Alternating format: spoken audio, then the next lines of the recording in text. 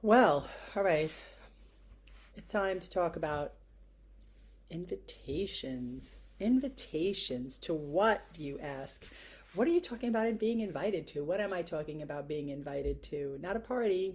Nope. I mean, yeah, you could say yes to parties. That's a good thing. We all need to have more fun. But I'm talking about the invitations that are being extended to you about your life, in front of you, for you, by you. This is the thing that's like tricky to understand. Like, I believe in soul co-creation. I don't believe in a divinity that's outside of me. I believe in divinity everywhere all the time, which means it's in me and it's outside. And my job as a human being, if I'm really trying to live my purpose and I don't want to die being like, oh, I should have done this, or why didn't I do that, or being disappointed in myself, or not having lived up to what I came here to do, then I need to co create. I am, my job is to listen to the divine voice inside of me, to enable myself through the removal of like obstructions, which all exist within myself, to remove obstructions so I can have a clear channel to the divinity out and up there and around me, and to the divinity within, because there's something I came here to do, right? There's something I came here to be. And I will not die saying, oh, I should have done this, or I shouldn't have done that, or, what if, and do I have any, I don't do regret. I don't do regret, and I don't do debt. Two very, very, very, very, very, very, very soul destructive things. So what does that look like? What does that mean? There was a time in my life when I would fear things, fear people. I would worry more about what could happen that was negative rather than what could happen that was positive, that could open me up. I couldn't take risks because I was full of this sense of like insecurity of everything that there was to be afraid of, because I was afraid of me. I was afraid of being hurt. I was afraid of feeling deep emotion like pain and sorrow and grief and devastation and depression. So I avoided it by not taking risk. I avoided it by having too strict boundaries. I avoided it by being too tough, too trying to control things, manage things. And then, life happened and things happened to me that I couldn't control. I laugh, and you probably think I'm a whack job, right? Because like, why would I laugh at not being able to control things? Because as a control freak, that could be devastating. But the truth is that I'm a recovering control freak.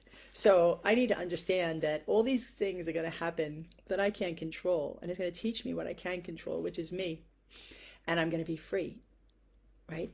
At the end of everything that I got to move through that's really tough, at the end of every invitation that I accept of life, giving to me what life needs to give me through this co creation, I become free.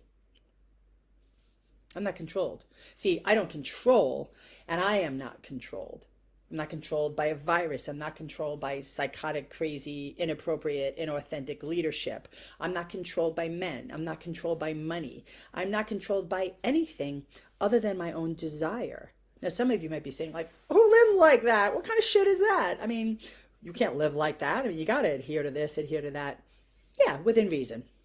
What I'm talking about is being free in this place inside of me because I'm open, because I'm inviting the world, because I'm inviting lessons, because I'm inviting people, because I'm not afraid.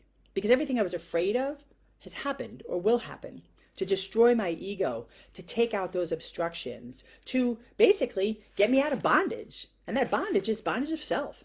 Bondage of self and my thinking and all these things that I'm afraid could go wrong and all these things that are going to happen to me, which some of them happen, some of them don't. But the truth is I'm still living. And for the things that happened that I survived, when I thought, oh my God, I'm losing control, I ended up more free. Right? So now I'm free to move about the world. I'm free to accept invitations and I invite people in. And so today I said yes to an invitation to go out and take a drive in the country and spend time with a person who opened me up. Right, so I had this great, honest, authentic conversation with a human being who was able to meet me in conversation and meet me in intellect and show me parts of myself.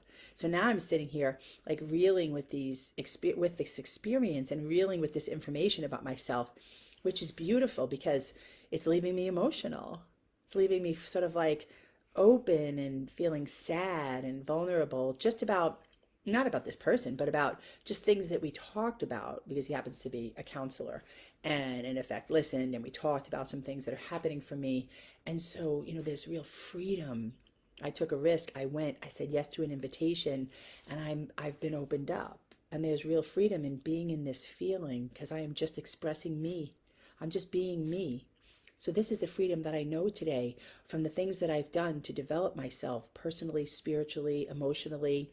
And I can teach those things to other people. Like, you don't have to walk around being afraid of the world. You don't have to walk around being afraid of men or money or running out of money or all the stuff that can come down that you think is going to destroy you because you've lost control and you're going to die. You're not going to die. You're going to become free. You want to know how? Message me or email me, Nicole@NicoleDevlin.com. And I'm really glad you were able to join me for a couple of minutes today. And I hope you have a great day.